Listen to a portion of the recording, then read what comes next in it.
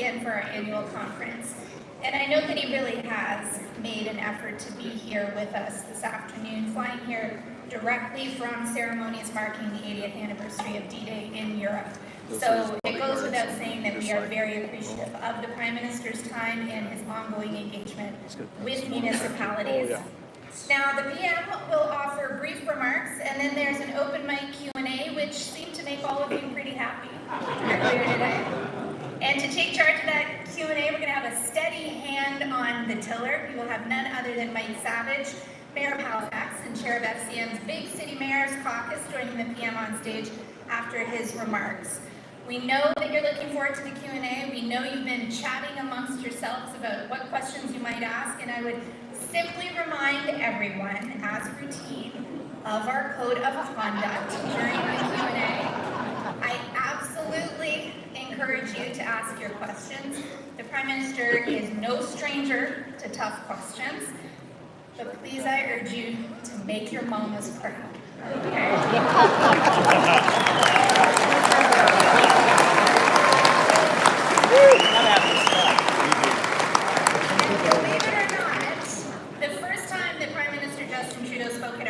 Conference was way back in 2013, only about 6 weeks after he won his party's leadership. And he joins us this afternoon, of course, as we know, at a particularly important time for Canadian communities. We've seen record population growth, and we continue to tackle the big issues, including the housing and homelessness crisis, building resilience in the face of extreme weather and climate change, and ensuring public safety. So it's a big year with big challenges, but Canada's municipalities have also been thinking big as communities seek to redefine the future for our residents with a new municipal growth framework.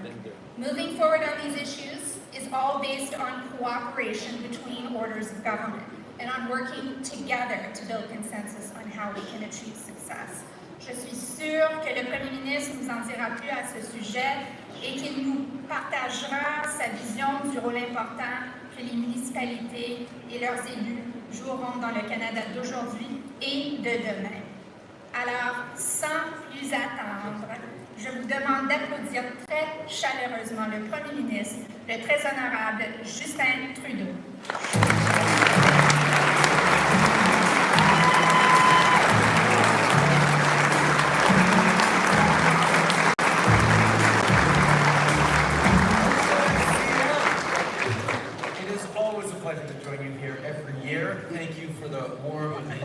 Catherine, Scott et Carole, merci pour l'invitation encore une fois et pour le travail essentiel que vous faites au nom de plus de 2000 municipalités canadiennes d'un océan à l'autre.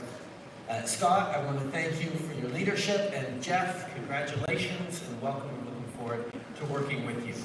I also want to congratulate the incoming chair of the Big City Mayors Caucus, Josh Morgan, and say thank you to two old friends, Mike Savage and Charlie Clark, who are here attending their last FCM conference. Let's give them a huge round of applause.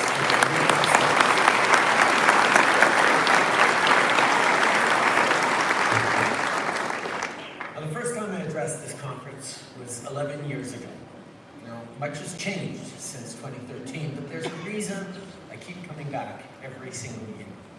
It's because I know that thousands of municipal leaders across Canada are on the front lines of delivering for Canadians day in and day out. Government recognizes that, and we'll keep working with you to be there as partners. Over the years, we've accomplished a lot together. We've invested in projects like the Ren in Montreal, in a new indoor aquatic facility in Regina, and in active transportation infrastructure in Courtenay, British Columbia, to name very few examples. On a aussi financé le Fonds municipal vert de la FCM, qui a lancé ce lundi une nouvelle initiative de 530 millions de dollars pour aider les municipalités à s'adapter aux conséquences des changements climatiques.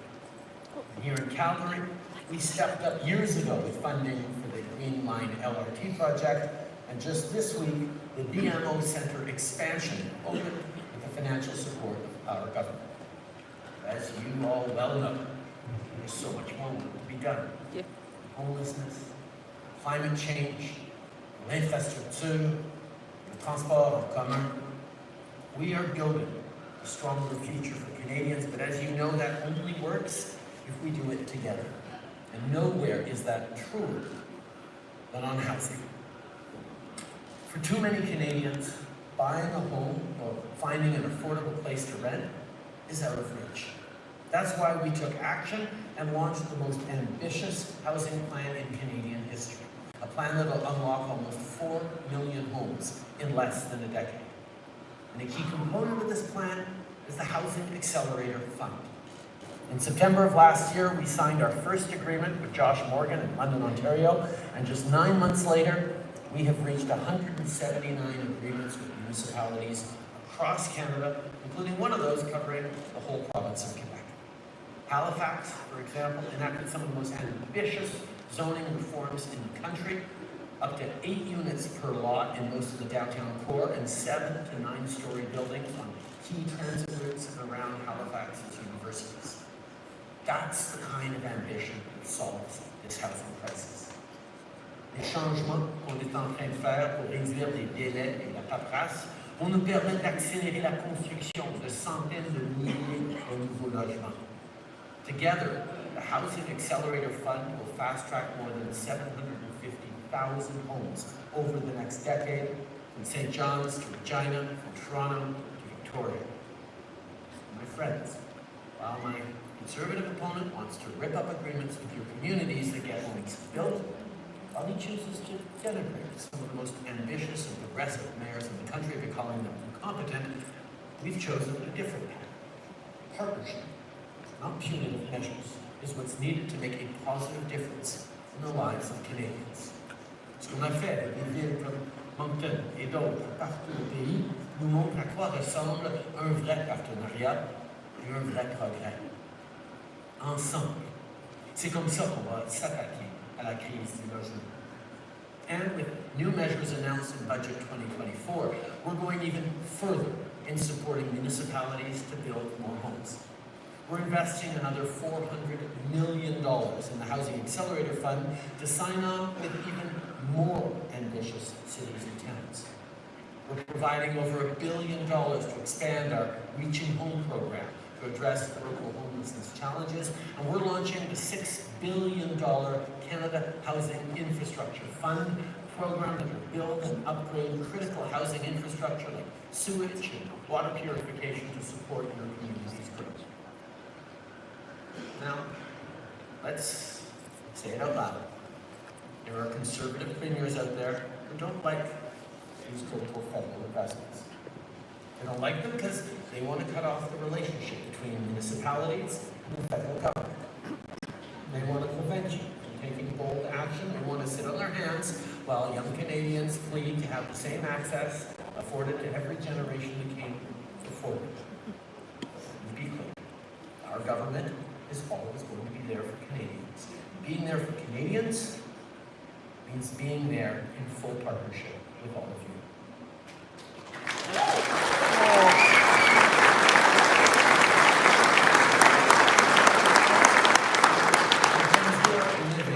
Challenging times, and in challenging times, Canadians need each and every one of you to continue pushing forward. Il faut continuer de penser grand et d'être innovateur, de s'engager, d'être à la hauteur des défis et de bâtir des communautés fortes et abordables. Together, we can solve the most pressing issues of our time. Together, we will restore fairness for every generation. Thank you very much. Merci, mes amis. Looking forward to it. Okay. Now it's the Q&A next.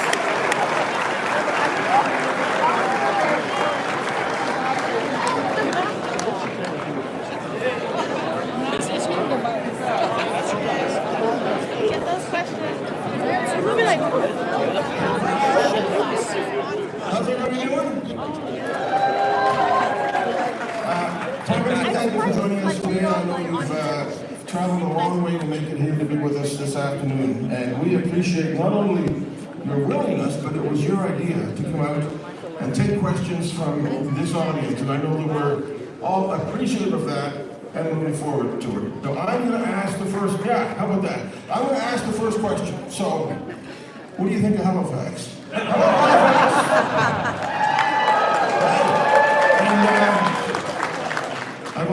hi from David Mitchell of Bridgewater. He texted me, so David, I did my job, brother. Excellent.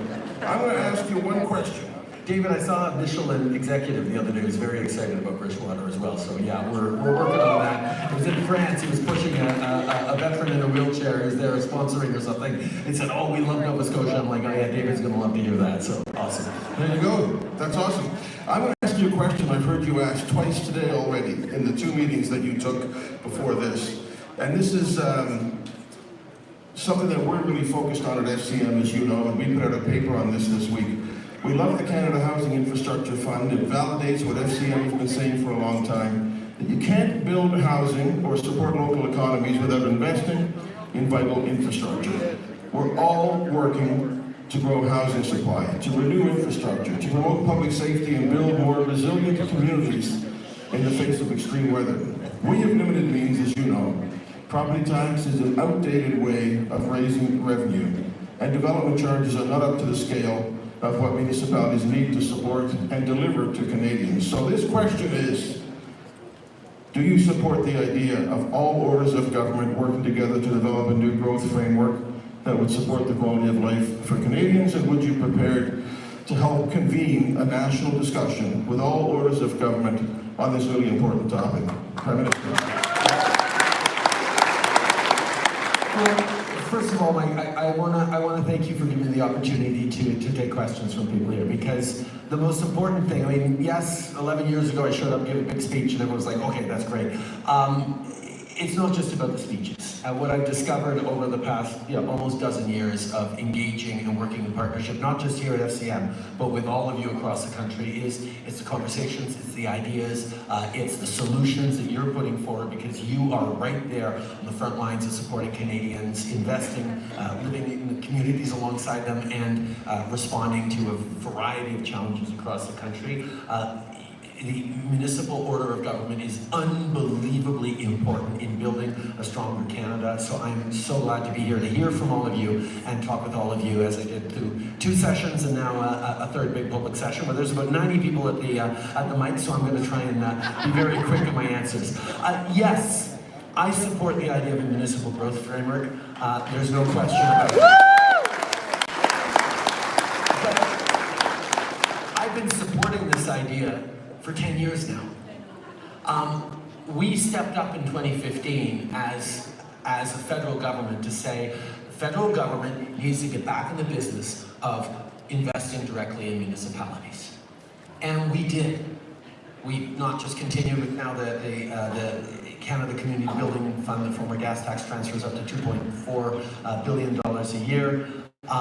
But we've invested massively in infrastructure, whether it's public transit or other municipal infrastructures. We're showing up with billions on municipal housing programs. We're stepping up on things like daycare that has a direct impact on you. But we're doing an awful lot of things as we step up. And a lot of what we're trying to do is make sure that the provinces step up as well as we show up. But we've all seen that there are certain provinces that are actually pulling back, saying, oh, if the federal government's stepping up, well, then we don't have to spend as much on municipalities. And what our plan was is to be additive, because we know we needed more investment in municipalities.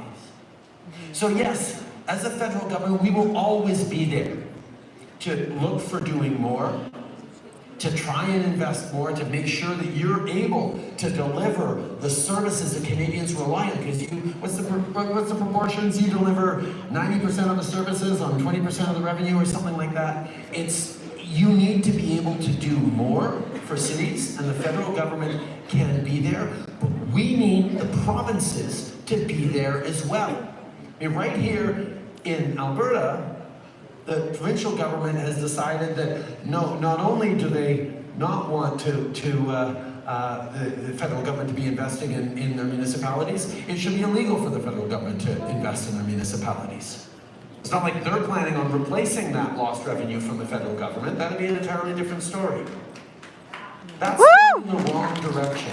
So I'm happy to talk with you and continue fighting for better funding formulas for municipalities. But we have to make sure that the provinces are there at the table. No matter how much we try to work around it, Municipalities are creations and a responsibility of the provinces according to our constitution. And I hear the request for, listen, we need some more operational funding, we need some more infrastructure. We'll try and help in all sorts of ways we can. But the provinces have to be stepping up more, and that's what we're going to work together on to make sure that the provinces are there, taking on their responsibility for all the growth and all the citizens of their provinces that you directly serve and create every single day. Woo! Thank you very much. Thank you, Prime Minister. We're going to open the floor to the Q&A. As with every Q&A, we want to remind you that there's a limit of 90 seconds for the questions. We have, the Prime Minister has extended his time with us to 5:35 Calgary time. So be respectful. We're not going to get to everybody that wants to speak to you, but we're going to get to as many as we possibly can. And reminder, as you know, Prime Minister, this is the order of government where we treat people with respect and openness. And well, I don't mean to say that, but we are going to be strict in the time frame. All right, mic number one. You got the floor. First out of the gate. Wow, okay. Good afternoon. My name is Mayor Fred Moda from the municipality of Red Lake in northwestern Ontario. And glad you're here this afternoon and accepting the question. My question is, a little preamble first. The municipality of Red Lake is a strong economic resource hub in northwestern Ontario with a population of close to 5,000 people and growing. Our community is expanding with new mining opportunities, and through your budget, the Barons River Bridge project, connecting over 12,000 First Nations people to our community. That being said, we have continuously been denied for federal funding for our critical infrastructure needs, which includes 2 rejections from the GICD program, and most recently, the Housing Accelerator Fund. In fact, no community in Saskatchewan, Manitoba, or Ontario was approved for the Housing Accelerator funding program under the small, rural, and northern street, except for one near Thunder Bay and Marathon, wasn't it? It was Marathon, yeah. So my question is, when are you and your ministries going to address, help, and support the needs of our small, rural, and northern communities?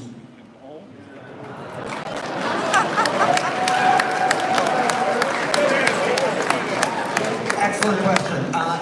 We have stepped up with a lot of programs for small municipalities, and that's part of why when we put $4 billion towards the Housing Accelerator Fund, we signed with a lot of smaller communities, but there were many communities that we ran out of money for, which is why in the most recent budget, we added another $400 million, and we're going to be making sure that we're coming and knocking on your door. You know what we're asking of you, to be as ambitious as possible in how you're going to change the way they're building housing in communities, because the Housing Accelerator Fund is all about that. It's about encouraging people to change the way they build housing, to change zoning, to change densification rules, to use public land differently.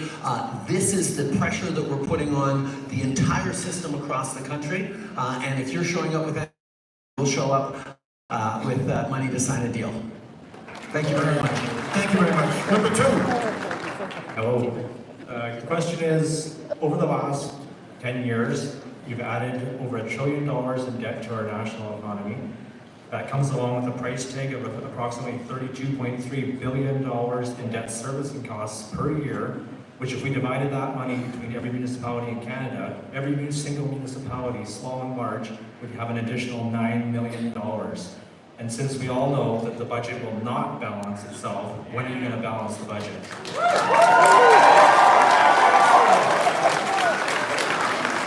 Well, listen, I really appreciate the question because it gives me an opportunity to sort of highlight some of the things about how the Canadian economy is doing. There are the three largest AAA-rated economies in the world are the United States, Germany, and Canada. We have a AAA rating because international bond rating agencies look at Canada's economy, look at our fiscal situations of both federal and subnational provincial governments, and say that is on a sustainable track. We have the lowest deficit of any economy in the G7, the largest industrialized economies, and we have the lowest debt to GDP ratio of any country in the G7. So what that means is our economy macroeconomically is doing better than just about anyone else out there, and companies around the world are seeing that because since 2015, we've seen a 60% increase in direct investment in Canada across the country, from Volkswagen to others. But we've also, just last year, we were the third largest country in the world in absolute terms after the US and Brazil for foreign direct investment. So companies from around the world are coming to invest in Canada because they see it as a good investment in the future. Now, I've said all that to say the Canadian economy is in stellar position from a macroeconomic level, but the reality that all of you know is that Canadians are squeezed right now. We're faced with grocery prices that are too high, rents that are too high, mortgage payments that are too high. We're faced with challenges around fuel and heating costs that are really hurting ordinary families. So what we did, well, I'll talk about the carbon tax a little later if I get a question on that, but right now I'm talking about how we're going to support with affordability. So we made the decision that if the federal government has a really strong fiscal position, which we do, by all independent analysts and experts, what better to do with that strong fiscal position than to invest in the things that Canadians need? So we're delivering dental care to over 100,000 seniors over the past month who've gotten dental care for the first time in years. We're delivering pharma care over the coming years to make insulin free in this country and provide prescription contraceptives for free to women across. We're stepping up with $10 a day childcare right across the country because that's an economic program and a social program. We're stepping up with child food, student food programs, national food policies for school that'll lift 400,000 kids into better nutrition spaces. We made the conscious and deliberate decision to say, if the Canadian economy is as strong as it is right now, which it is, we need to put that in service of helping Canadians with the cost of living right now without increasing inflation, and that's why the Bank of Canada was able to just drop it. Inflation is coming down, and now interest rates are going to come down as well. So that was a choice we made. And in parenthesis, every single one of those programs, dental, pharma, childcare, are things that the Conservative Party chose to vote against because they're worried that inflation was too high. Well, we're dropping inflation and we're being there for Canadians, not with cuts and austerity, and we're going to keep doing that. And on the carbon price, it actually puts more money in the pockets of 8 out of 10 Canadian families. That's a parliamentary budget officer who says that. It is absolutely true. Thank you, Prime Minister. Microphone number 1.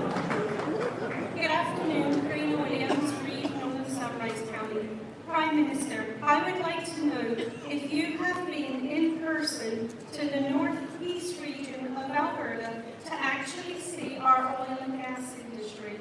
If so, where and when? Because your misinformation continues, which I am confident would not be the case if you experience the true clean industry for yourself, and that way we would not need the carbon tax.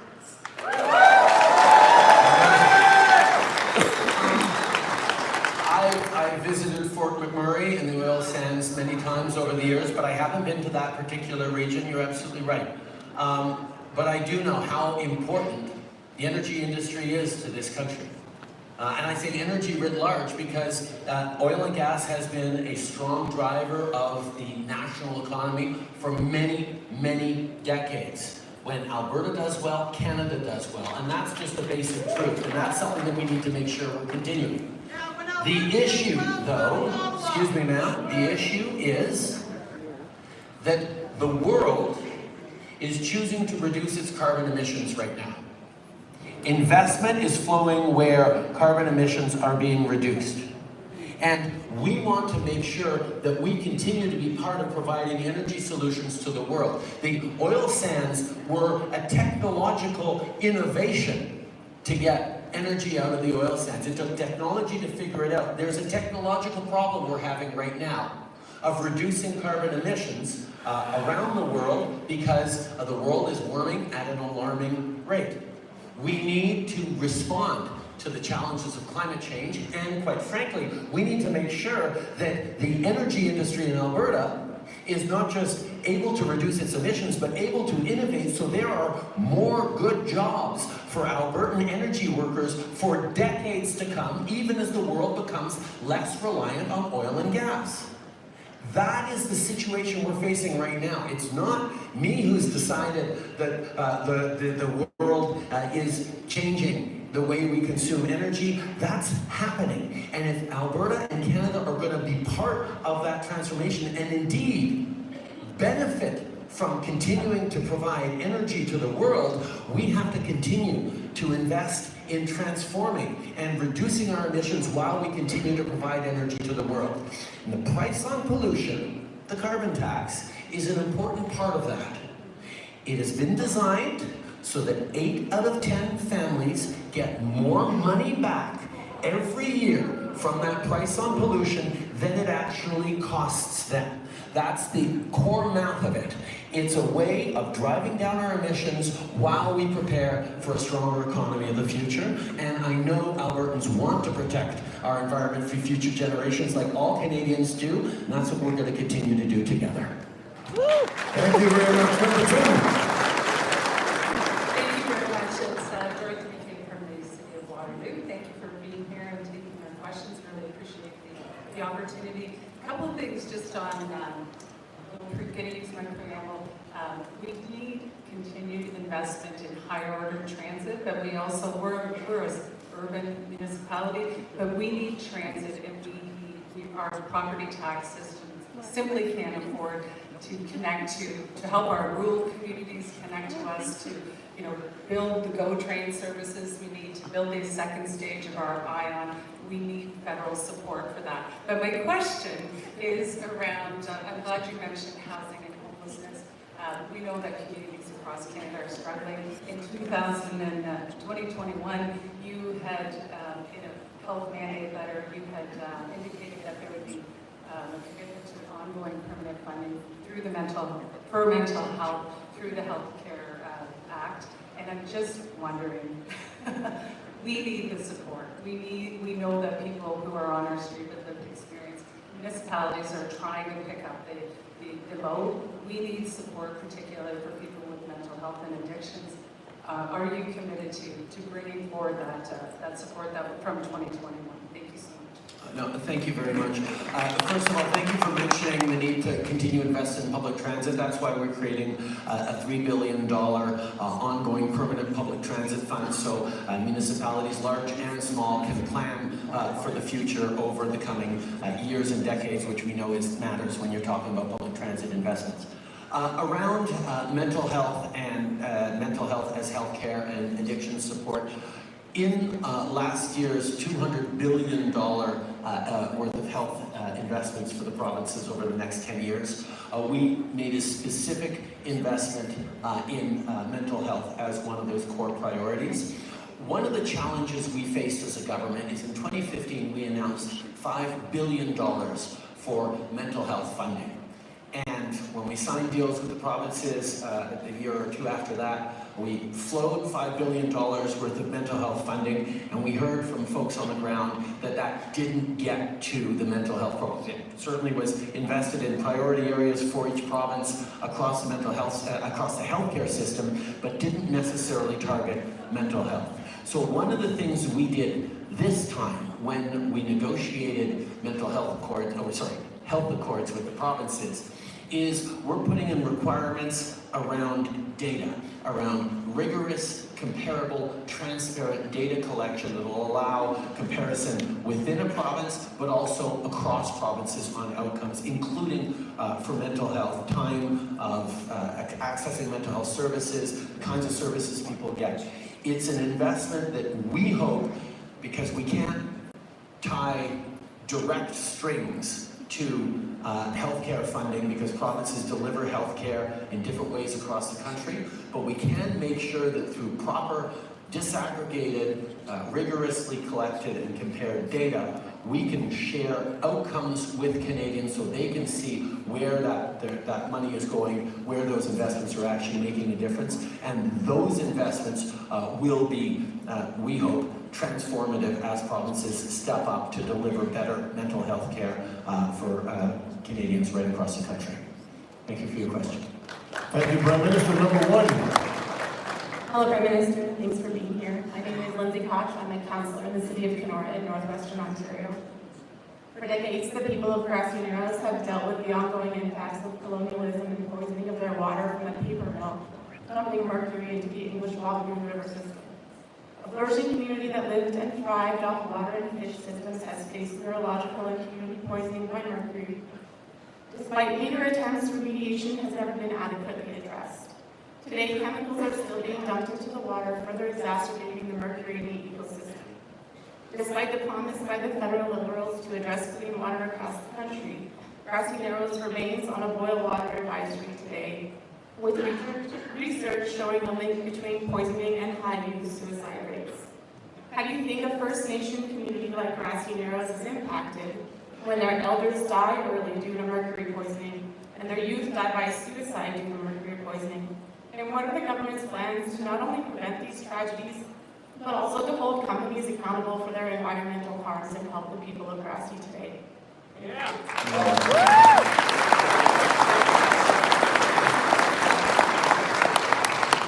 We knew, taking office in 2015, that boil water advisories in Indigenous communities was one of the great challenges we had to take on as a country. It was emblematic of the broken relationship between Indigenous peoples and the Government of Canada for decades and indeed centuries, and it was something that we had to actually fix.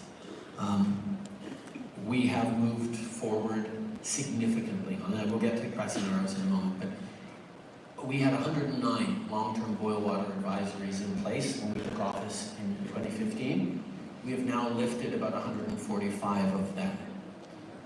We have prevented about 200 short-term boil water advisories from becoming long-term boil water advisories, and there are now only about 35 or 40 communities across the country that still have, Indigenous communities that have boil water advisories. That's 35 or 40 too many still, but every single one of them has a plan, a project manager, and the funding associated to end them. So we are going to end all those boil water advisories right across the country in Indigenous communities. Around Grassy Narrows, it's a particularly egregious and challenging situation that is heartbreaking.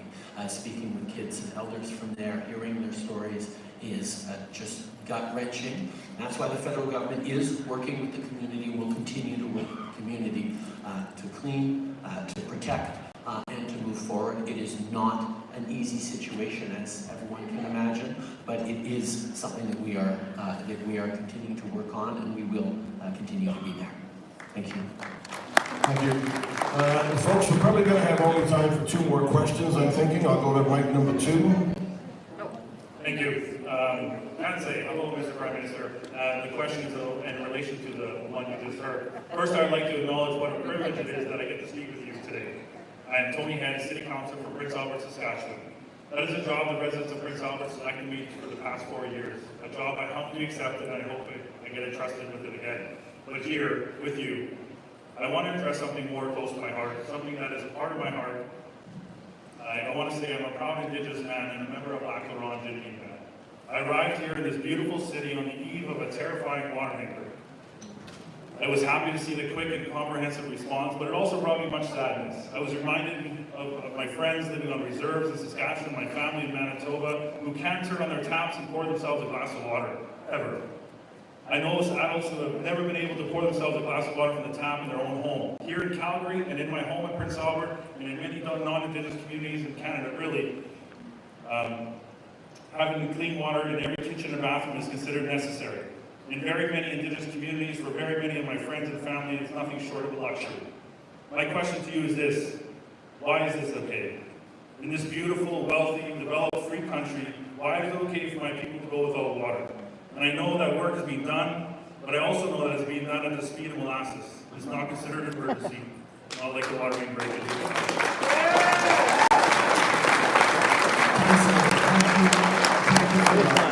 Like I said, it's not acceptable. And that is why we made the commitment to end the boil water advisories and why we have ended so many of them and why we are going to be ending all of them. It is an issue that has many different aspects to it that we're dealing with entirely. You can't just plonk down a new water treatment plant. It involves training of people so the local community can actually continue to run it. It means ongoing investments. It means a sustainable long-term future. And these are the investments we're making to lift boil water advisories and keep them lifted for decades to come. It's not going as fast as anyone would like, but it is unacceptable, and I thank you for bringing them forward. Thank you. Thank you. Why don't we try to squeeze 2 questions and you can answer them together at the end? Is that okay? So we'll do number 1 and number 2 back to back, and then we'll have the Prime Minister respond. Number 1. Sure, I will make my preamble short. First of all, I'm going to make it long. Prime Minister, I've been elected for 14 years and you showed up at FCM every year I've been here, and I appreciate that. You care about municipalities. So I'm in Alberta, I'm the mayor in Alberta, cities in Alberta, and I've heard my premier talk about Bill 18, which is a problem to better. And she says we need to be at the table. I heard your minister, Sean Fraser, this morning talk about the table. My simple question for you is if you put a tablecloth on the table, put your knives and forks and wine glasses, and get your ministry. We need a federal ministry of municipal affairs, for one. But we need every provincial minister of municipal affairs, and we need the presidents of associations, which I'm a past president, at the table. I'm asking you, it's June 7th. I want on June 8th an invite to the table. That's simple. Get it done. Thank you very much. We'll go to number 2, and then the Prime Minister will respond to both. Put the wine glass right. Prime Minister, thank you for being here. My name is Jimmy Hassan. I'm from Kingston City Councilor. My question is different than my colleagues have been asking it.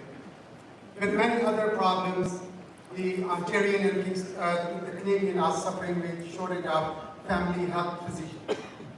In my city only, 28,000 people, seniors, children, women, has no doctor. And we are not near to even think that we're going to have a doctor sooner. We're going to deal with this issue as a municipality. Knowing this is not a municipality, this is not a federal issue.